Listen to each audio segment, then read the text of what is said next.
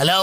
હા કેવું છે હવે તમને? હા એ તો જઈ આવ્યો હો ડોક્ટર ભાઈ. અરે રે ડોક્ટર પાસે જવું પડ્યું? હા.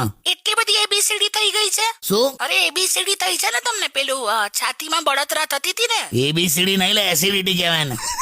હા હવે જે હોય તે. પછી શું કીધું ડોક્ટરે એ તો કહો. એટલે હું ગયો ડોક્ટર પાસે. હા એમણે એવું કીધું કે શું? તમે આવવામાં મોડું કરી દીધું. હાય હાય, હા એવું કીધું. એટલે એટલું બધું સિરિયસ છે?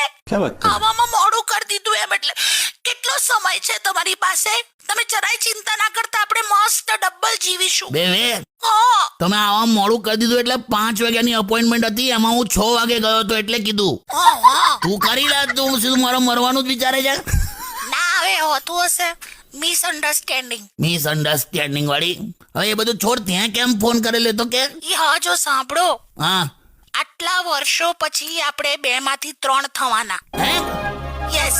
શું વાત કરે છે? કોંગ્રેચ્યુલેશન્સ કાકા. અરે બાકી હવે ધુરંધર પાર્ટ 2 તો આપણા પર જ બનશે.